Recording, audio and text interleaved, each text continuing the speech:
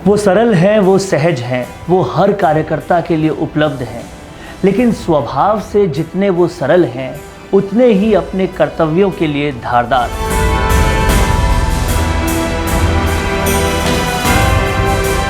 यातनाएं तो मैंने क्या, लाखों लोगों ने यातनाएं सही है, लाखों लोगों ने जान भी दी। मुझे तो स्ट्रांग रूम में ले जाके कान में तार लगा के और डायनोमा से करंट भी दिया गया था, जिसमें जुबेर वंश का एक छत्र राज तोड़ना हो या फिर सचिन पायलट के गढ़ में पॉलिटिकल स्ट्राइक करना हो। ये चुनौती कैसी थी, क्योंकि लोकसभा की जो परफॉर्मेंस थी उसके बाद उपचुनाव बहुत बड़ी चुनौती थी। ये एक वक्त था जब राजस्थान में केवल बीजेपी और कांग्रेस ही काम किया करती थी, लेकिन अब निर्दलीय छोटे दल के नेता भी कुछ लोकप्रियता पा रहे हैं, जैसे नागौर में हनुमान बेनीवाल, वागड़ में राजकुमार रोत। ये एक्चुअली दल नहीं है, ये दलदल है। दलदल है। तो वो पार्टी केवल इस प्रकार का लाभ प्राप्त करने के लिए खड़ी हुई है, ऐसे ही वो कुछ और गलत काम कर रहे हैं, वो पार्टी खड़ी हुई है। किसी भी प्रकार से चाहे समाज टूटे, देश का नुकसान हो, लेकिन मुझे पनपना है, ऐसे कोई राजनीति करे तो वो ज़्यादा दिन चलेगी नहीं। और सर, ऐसा ही भर्ती आंदोलन भी अभी एक बड़ा मुद्दा बना हुआ है। इसमें सरकार ने कई कार्रवाई भी की है, लेकिन जब रद्द करवाने की बात आती है तो पेच अड़ा हुआ है। रद्द करना आसान है, एक आदेश से हो जाएगा, लेकिन वह व्यक्ति जो ईमानदार है वो तो ज़िंदगी में कभी उस परीक्षा में बैठ ही नहीं सकेगा। मदन जी की नई टीम का हर कोई इंतज़ार कर रहा है। इंतज़ार है कि और अब कितने लोग जोश भरेंगे, कितने जुनून भरे लोग आप अपनी टीम में लाएंगे।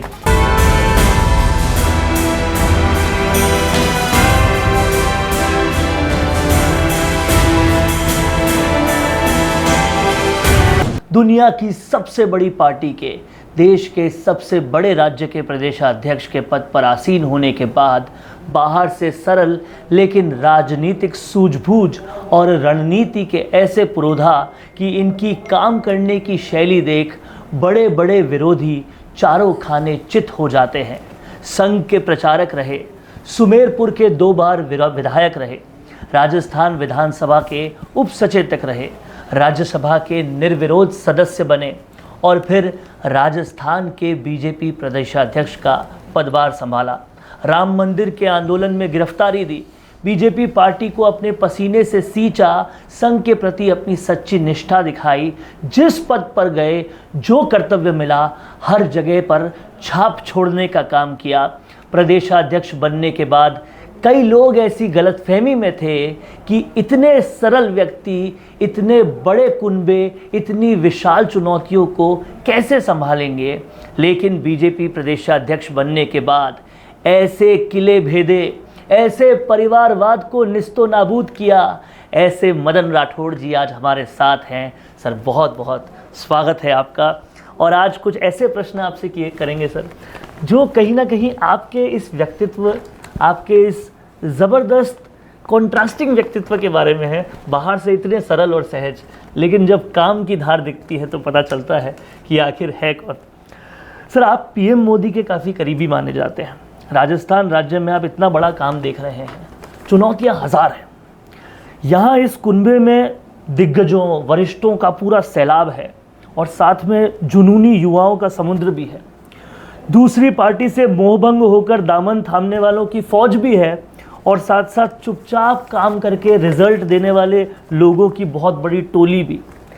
सबसे सामंजस्य बैठाना, सबको तवज्जो दिलवाना, काम करवाना, सबको एक रखना कितना मुश्किल होता है? देखिए, सबसे पहले तो मैं ये बता दूं कि कई लोगों को ये भ्रम है कि मैं नरेंद्र भाई मोदी जी के बहुत निकट हूँ। उनके निकट आम आदमी भी है, आम भारतीय 140 करोड़ देशवासी उनके बहुत निकट हैं। दूसरा, ये बात भी सही है कि जो दायित्व मिलता है उसको ईमानदारी से यदि निभाते जाएंगे, निष्पक्ष भाव से, बिना किसी के प्रति मोह या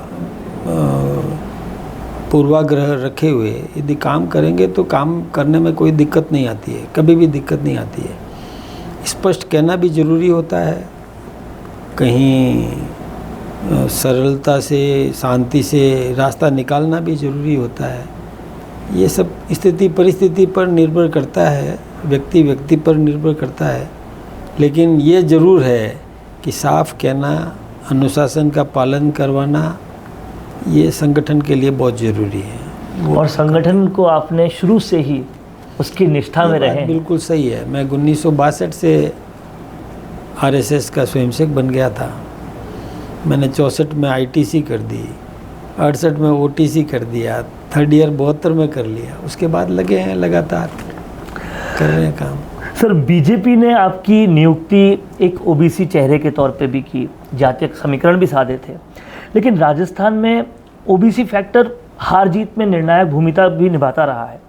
लेकिन आपने आते ही उपचुनाव में जो भयावह चुनौती का सामना किया, उसको विजय पताका के साथ ऐसा लहराया जिसमें ओला परिवार का गढ़ ढहाना हो, जिसमें जुबेर वंश का एक छत्र राज तोड़ना हो, या फिर सचिन पायलट के गढ़ में पॉलिटिकल स्ट्राइक करना हो।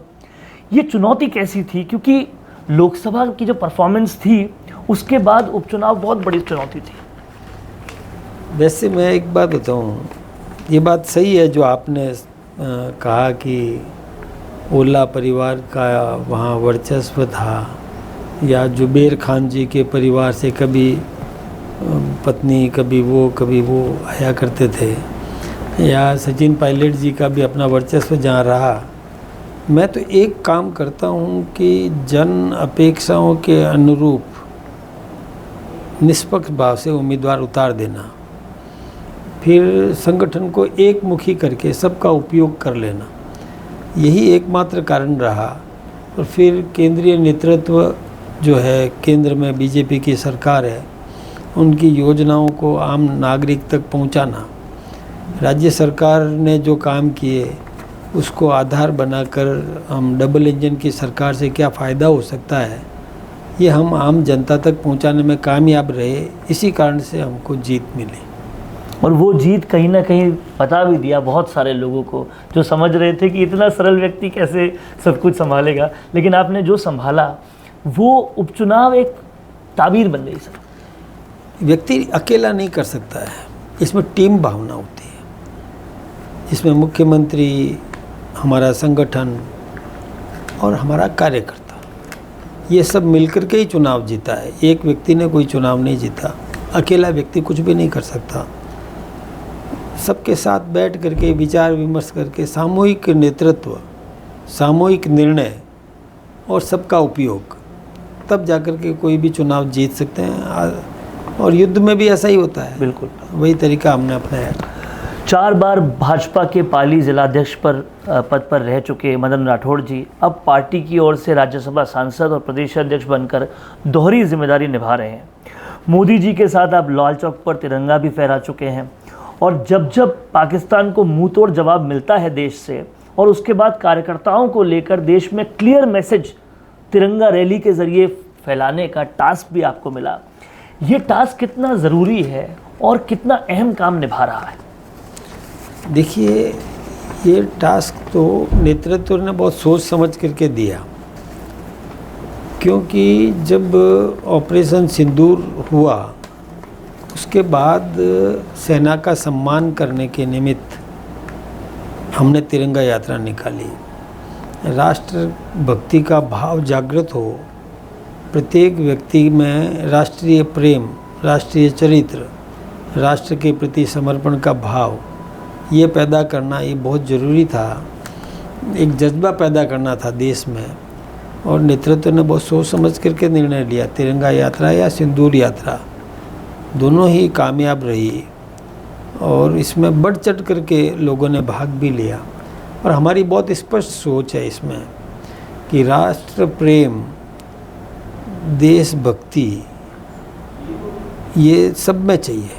बिल्कुल, पक्ष में भी चाहिए, विपक्ष में भी चाहिए, तभी जाकर के देश सफल होगा, लोकतंत्र सफल होगा, देश की एकता रहेगी। एक पार्टी विशेष की बात नहीं है, सब में राष्ट्रभक्ति चाहिए। और हमने वही प्रयास किया कि सब मिलजुल करके और एकता दिखाएं, और हमने वही किया। देखिए, आप जानते हैं कि हमने सर्वदलीय एक प्रतिनिधि मंडल भेजा, जिसमें कांग्रेस के नेता शशि थरूर को उसका नेतृत्व दिया और कि दुनिया में जाकर के भारत के प्रति ये एक विश्वास प्रकट करो, पैदा करो, जाकर के बताओ कि इन परिस्थितियों में भारत ने जो किया वो बिल्कुल ठीक किया। सहमति प्राप्त करना ये भी एक काम हमने विपक्ष को दिया, सभी दल के लोग उसके अंदर लगे हैं। ये हमारे नेतृत्व का कॉन्फिडेंस है। कॉन्फिडेंस भी है और कहीं ना कहीं ये तरीका काम भी करता है कि क्लास का मॉनिटर उसे ही बना दो जो क्लास में तो कहीं ना कहीं वो तरीका भी काम करता है। सर, एक और सवाल मैं पूछना चाहता हूँ कि एक वक्त था जब राजस्थान में केवल बीजेपी और कांग्रेस ही काम किया करती थी, लेकिन अब निर्दलीय छोटे दल के नेता भी कुछ लोकप्रियता पा रहे हैं, जैसे नागौर में हनुमान बेनीवाल, वागड़ में राजकुमार रोत, हाड़ौती में अगड़ा बनाम पिछड़ा की राजनीति हो रही है। नरेश मीणा जैसे नेताओं को कितनी बड़ी चुनौती अब बीजेपी मानते हैं, या फिर चुनौती नहीं भविष्य का गठबंधन का पार्टनर मानते हैं? एक बात बताऊं आपको कि ये जो दल आपने बताए ये एक्चुअली दल नहीं है, ये दलदल है। दलदल है। ये आप इस विषय को समझिए कि एक वर्ग है, आपने राजकुमार रोत के बारे में चर्चा की, जो समाज को तोड़ने का एक षड्यंत्र कर रहे हैं, समाज में एक खाई पैदा करने की कोशिश कर रहे हैं, वर्ग संघर्ष पैदा करवाने की कोशिश कर रहे हैं। और उनका तो मुलम्मा उतर चुका। उनके एक विधायक बागीडोरा से जयकृष्ण पटेल जिसने विधानसभा में एक कंपनी के खिलाफ में प्रश्न लगाया और उस कंपनी को डराया कि मैं इस प्रश्न पर आपको घसीट लूँगा और यदि आप बचना चाहते हो तो मुझे 25 करोड़ रुपया दो। और उसने वो 2.5 करोड़ में सौदा भी तय कर लिया। 1 लाख पहले ले लिए और 20 लाख बाद में एडवांस में लेना तय कर दिया और लेते हुए को रंगे हाथों गिरफ्तार भी कर दिया। ये पहला केस था राजस्थान का जो राजस्थान में क्या है, मैं सोचता हूँ कि राजस्थान के इतिहास में तो ऐसा कभी हुआ ही नहीं। कल्पना भी नहीं कर सकते कि एक विधायक एक पार्टी का, जिसने अपनी एक पार्टी बनाए रखी है, उसका विधायक और प्रश्न से हटने के बदले में पैसा ले ले। ये मैं सोचता हूँ कि लोकतंत्र पर कलंक है बिल्कुल, और राजनीति के प्रति लोगों की धारणाएं दूषित करता है। तो वो पार्टी केवल इस प्रकार का लाभ प्राप्त करने के लिए खड़ी हुई है। ऐसे ही वो कुछ और गलत काम कर रहे हैं और वो पार्टी खड़ी हुई है। ऐसे ही आपने नागौर का हनुमान बेनीवाल जी का नाम लिया। मैं सोचता हूँ कि वो भी कोई गंभीरता से राजनीति नहीं करते, ना उनकी कोई नीति है, न कोई सोच है। केवल अपनी राजनीति चमकाने के लिए, केवल खुद के व्यक्तित्व को उभारने के लिए समाज में खाई पैदा करने का काम कर रहे हैं। मैं सोचता हूँ कि देखिए, कोई भी राजनीति हो उसकी नीति होना जरूरी है, सोच होना ज़रूरी है। देश को किस प्रकार से आगे बढ़ाएंगे, आम आदमी का जीवन स्तर किस प्रकार से सुदृढ़ करेंगे, इसके लिए एक नीति होती है, योजना होती है, सोच होती है। उसके आधार पर कोई राजनीति करे, समझ में आता है। लेकिन केवल अपना और अपने परिवार का भरण पोषण का सोचना, या किसी भी प्रकार से चाहे समाज टूटे, देश का नुकसान हो, लेकिन मुझे पनपना है, ऐसे कोई राजनीति करे तो वो ज़्यादा दिन चलेगी नहीं। बिल्कुल, मुलम्मा उतर जाएगा, समाज समझ जाएगा कि ये दुरुपयोग कर रहा है हमारे वोट बैंक का। ठीक नहीं है, इसको रोकना चाहिए। और सर, ऐसा ही भर्ती आंदोलन भी अभी एक बड़ा मुद्दा बना हुआ है। इसमें सरकार ने कई कार्रवाई भी की है, लेकिन जब रद्द करवाने की बात आती है तो पेच अड़ा हुआ है। आखिर क्या कारण है इस डिले का, क्या मानते हैं आप? देखिए, परीक्षा जिस विद्यार्थी ने दी है और उस विद्यार्थी ने परीक्षा तो दे दी, अब यदि उस परीक्षा को रद्द करोगे तो जो 32 वर्ष 11 माह का हो गया या जो 33 वर्ष का हो जाएगा, उसको फिर से परीक्षा देने का अवसर मिलेगा नहीं, एज बार्ड हो जाएगा वो। तो इसको भी सोचना पड़ेगा कि उसके हितों को कैसे बचाया जा सकता है।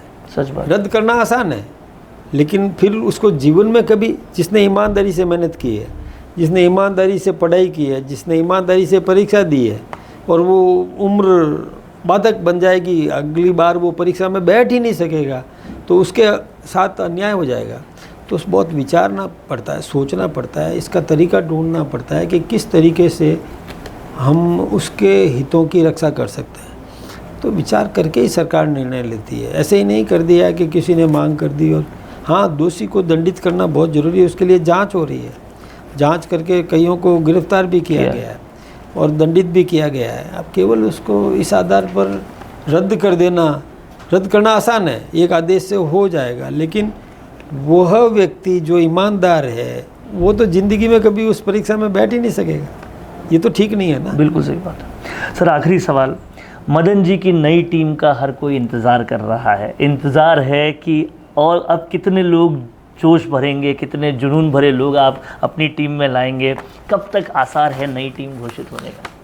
हमारे यहाँ एक प्रक्रिया है, स्थानीय इकाई के चुनाव हो गए, टीम बन गई, मंडल अध्यक्ष के चुनाव हो गए, उसकी टीम बन रही है, जिला अध्यक्ष के चुनाव हो गए, उसकी टीम तैयार हो रही है, वो हमारे पास में आएगी। ऐसे ही हमारे जो टीम बन, मेरे चुनाव हो गए, हमारे चुनाव हो गए प्रदेश के, अब हम जो टीम बनाएंगे हम राष्ट्रीय नेतृत्व को भेजते हैं। राष्ट्रीय नेतृत्व में अभी चुनाव होने हैं, तो इसके कारण से वो जब तक वहाँ से सहमति नहीं प्राप्त होगी तब तक हमारी टीम घोषित नहीं हो सकती। हमारी प्रक्रिया हो गई है, सब आपके सामने आ जाएगा जब राष्ट्रीय नेतृत्व उस पर सहमति दे देगा। सर, जो सारे तय सवाल थे वो तो हमने आपसे पूछ लिए, लेकिन एक सवाल जो आपके दिल के भी बेहद करीब है, आज राम मंदिर को जब आप बना देखते हैं तो वो दिन याद आते होंगे जब आपने उस संघर्ष में गिरफ्तारी दी थी और प्रताड़ना भी बहुत आपको हुई थी। आपको क्या कुछ वो दिन याद आते हैं और आज कैसा महसूस होता है जब बना देखते हैं राम मंदिर? वो तो देखिए, जब बना देखते हैं तो खुशी का कोई ठिकाना नहीं है। यातनाएं तो मैंने क्या, लाखों लोगों ने यातनाएं सही है, लाखों लोगों ने जान भी दी है राम मंदिर के लिए। और मैंने तो जब आंदोलन किया था तो हमें पहले आंदोलन में जब मुलायम सिंह जी वहाँ के मुख्यमंत्री थे तब मथुरा में हमको गिरफ्तार किया गया था, नरहोली थाने में बंद किया था। थाने का नाम ही नरहोली है। मुझे तो स्ट्रांग रूम में ले जाके कान में तार लगा के और डायनोमा से करंट भी दिया गया था। तो यातनाएं सही है, कईयों ने सही है, हमने भी सही है, इसमें कई लोगों ने जान भी दी है, तो कोई वो बात नहीं है। लेकिन जब बन गया तो बहुत खुशी होती है, वो तो सबको है। बहुत पहले बन जाना चाहिए था, जैसे सोमनाथ मंदिर बना वैसे ही ये भी बन जाना चाहिए था। लेकिन ठीक है, श्रेय हमारे मेहनत हमारे देश के प्रधानमंत्री जी ने की, आम नागरिकों ने की, आंदोलन भी किए, आडवाणी जी ने किया, संघर्ष किया, अटल जी ने किया, सब ने किया, तो सफलता मिली है तो खुशी तो होती है। जितनी सरलता से मदन जी इस पूरी बात को बता रहे हैं, उतनी ही ज़्यादा प्रताड़ना उस वक्त झेली और कहीं ना कहीं राम मंदिर को बनाने का संघर्ष जो था, उस संघर्ष में बहुत ही गोल्डन अक्षरों में अगर किसी के नाम है तो उसमें मदन सर का भी नाम है। सर, बहुत बहुत शुक्रिया फैक्ट इंडिया में आने के लिए और सभी मुद्दों पर बहुत ही बेबाकी से अपनी राय रखने के लिए। Thank you sir. धन्यवाद।